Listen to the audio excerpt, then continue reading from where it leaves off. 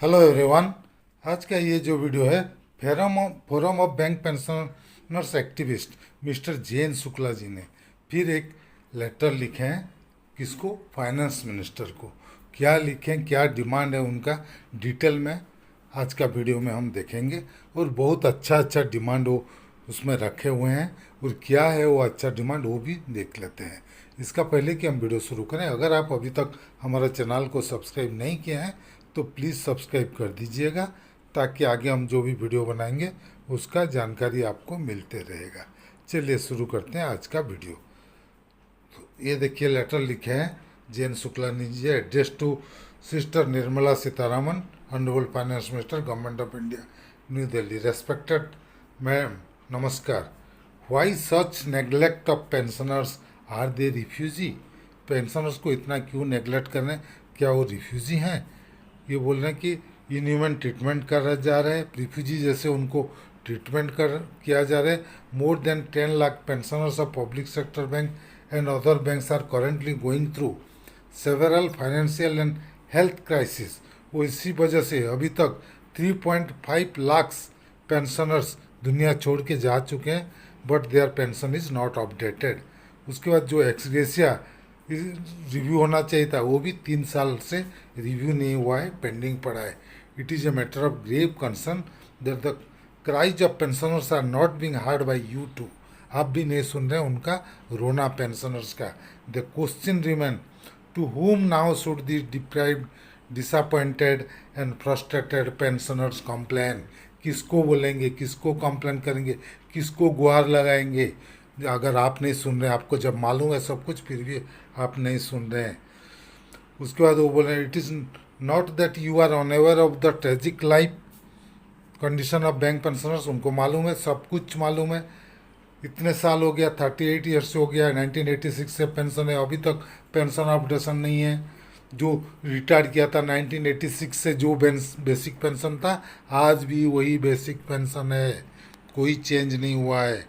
उसके बाद वो उनको बोल रहे हैं, आपको सब मालूम है, अब 2020 में आईबीए का एजीएम में भी ये बात बोले थे, 1 रैंक 1 पेंशन का बात बोले थे, लेकिन अभी 6 साल हो गया, उसके ऊपर आप कुछ भी नहीं किए हैं। एक बार बोल दिए, उसके बाद भूल गए, यही मुश्किल है। इसीलिए वो रिक्वेस्ट कर रहे हैं कि आप कुछ कीजिए। Despite your sincere reports and intervention, कुछ भी नहीं हुआ है आप बोलने के बावजूद। इन द वेस्ट सेटलमेंट, जो 12th बीपीएस का सेटलमेंट हुआ 8 मार्च 2024 में, उसी में भी पेंशन अपडेशन नहीं हुआ। उसको बोल दिया गया कि सब जुडिस है, हम उसके ऊपर बातचीत नहीं करेंगे, आईबीए ने बोल दिया। और 180 डेज के अंदर रेगुलेशन में चेंज करके पेंशन अपडेशन रिवीजन का क्लॉज डालना था, वो भी नहीं हुआ। कुछ भी नहीं कर रहे हैं pension. No action has been taken on this also, जो प्रोविजन इंक्लूड करना बोल रहे थे। इन द सेटलमेंट जो साइन हुआ उसमें एक्सग्रेसिया हुआ था, उसका हर साल में अप्रैल में रिव्यू हो रहा था, लेकिन 3 साल हो गया, अप्रैल 2024, 25 एंड 26, लेकिन कोई रिव्यू नहीं हुआ है। डीए डिस्क्रिमिनेशन एक नया चीज़ स्टार्ट हो गया ये 12th बीपीएस से। उसमें क्या किए, जो लोग रिटायर किए बिफोर 1/11/2026 उनका सीपीआई बेस ईयर है 1960, लेकिन जो रिटायर किए हैं आफ्टर 1/11/2022 उनको 2016 बेस ईयर करके 8088 पॉइंट मर्जर करके दिए जा रहे। तो पेंशनर्स के बीच में दो भाग में अगेन डिवाइड कर दिए हैं। पहले तो एक बार प्री 2002 एंड आफ्टर 2002 था, अभी प्री 2022 एंड आफ्टर 2022 एक हो गया। Again discrimination. This is no effective and accountable system. कहीं नहीं एपेक्स लेवल कि पेंशनर्स का सॉल्व किया जाए pension. Whereas pension is integral to service condition. According to the pension settlement, pension of bank employees should be updated on RBI line, which is not happening. Bank pensioners का pension RBI के हिसाब से होना चाहिए, क्योंकि हमारा जो pension scheme है BPR 1995 totally based on RBI pension scheme, और आरबीआई का पेंशन हर सेटलमेंट में अभी होते जा रहे हैं। We are giving the detail of demand, क्या क्या डिमांड दिया है वो देख लेते हैं एक एक करके। डिमांड सब pensioners charter, first, give periodical pension updation along with pay revision on RBI line as per the provision in the pension settlement. Pension updation RBI line में और हर सेटलमेंट में पेंशन अपडेशन होना चाहिए। पेंशनर्स 80 एंड एबोव जो 80 साल से ज़्यादा है उनको इंक्रीज पेंशन देना चाहिए एज पर जैसे कि सेंट्रल गवर्नमेंट में दिया जा रहा है। उसके बाद जो 8/3/2020 पर में जो एक्सग्रेसिया का किया गया था रिवीजन, वो हर अप्रैल में होना चाहिए, उसको भी जल्दी रिव्यू किया जाए। एंड डिस्क्रिमिनेशन डीए का जो डिस्क्रिमिनेशन है जो नवंबर 2022 के बाद रिटायर्ड किए हैं, मतलब 12th बीपीएस में जो रिटायर्ड किए हैं और जो बिफोर 12th बीपीएस रिटायर्ड किए हैं उनका जो डिस्क्रिमिनेशन है डीए सीपीआई इंडेक्स सबके लिए 2016 होना चाहिए। Pensioners be given DA on quarterly average index as given to working bankman. Quarterly DA में रिवीजन होना चाहिए, सुप्रीम कोर्ट का उसके ऊपर एक जजमेंट भी आया है। Calculate and pay pension gratuity on special allowances payable to post November 2012 pensioners. Special allowances का जो उसके ऊपर सुपर एनुएशन बेनिफिट 10th बीपीएस के बाद जो लोग रिटायर किए हैं उनको मिलना चाहिए, उनको दिया जाना चाहिए। Update the pension of pensioners till 31/10/2022 and give it retrospective effect from 1/11/22 as has been done in RBI.